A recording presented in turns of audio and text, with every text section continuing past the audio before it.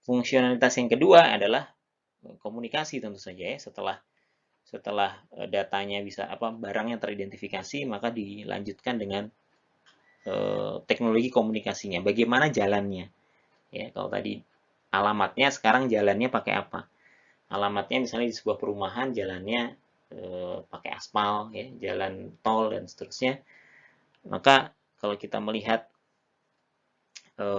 beberapa teknologi komunikasi yang digunakan di IoT, ini diurutkan berdasarkan coveragenya, mulai dari power line communication, jadi kabel yang digunakan untuk transmisi data, sekaligus transmisi listrik ya, alternating current.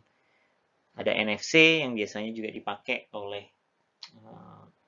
HP untuk berkomunikasi dengan kartu misalnya. WiFi teman-teman sudah tahu, Z-Wave itu adalah teknologi yang lebih luas, biasanya dipakai untuk smart home. Cellular network yang ada di HP kita, ada 3G, 4G, 5G dan seterusnya. Nah, dan yang terakhir yang banyak dipakai di aplikasi IoT adalah Long Range Wide Area Network atau LoRa. Ya, ini karena teknologi IoT ini membutuhkan kebutuhan yang spesifik begitu ya. Kalau misalnya HP begitu mungkin kita akan lebih sering menggunakan, tapi pada saat-saat tertentu saja misalnya, itu kan kebutuhannya yang berbeda, kebutuhan komunikasinya berbeda dengan IoT yang biasanya mengirim informasi atau mengirim datanya secara reguler ya, setiap 5 menit atau setiap 5 detik harus mengirim data dan seterusnya. Maka arsitektur jaringannya tentu saja harus berbeda.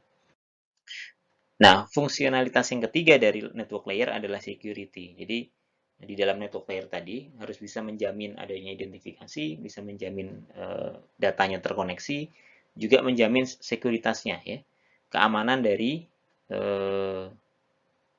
data yang ditransmisikan. Nah, security ini berkaitan erat dengan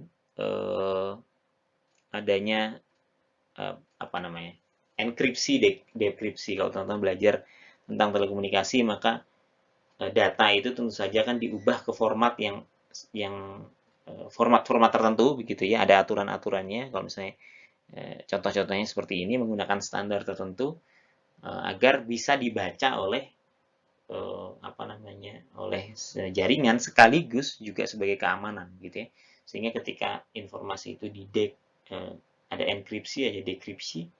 Decryption itu digunakan untuk mengekstrak informasi gitu ya.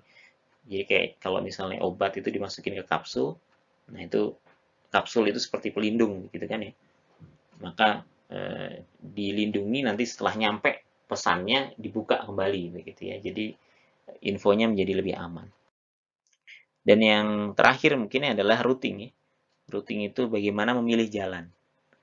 Ya, memilih jalan. Jadi karena IoT mungkin device-nya banyak, nah pengaturan routingnya juga perlu diatur. Ya.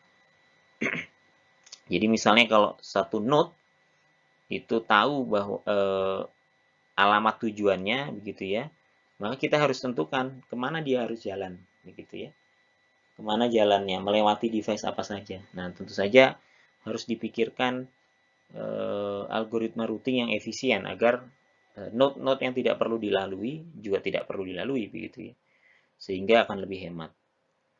Nah, di IoT sendiri yang dipakai untuk protokol routingnya biasanya disebut sebagai RPL ya, Routing Protocol for Low Power and Lossy Network. Kenapa low power tadi? Karena IoT mungkin objeknya berpindah, maka nggak banyak power supply-nya. Nah ini sebenarnya kalau dikaitkan dengan bagaimana kita mengirim sebuah barang itu menjadi dekat ya.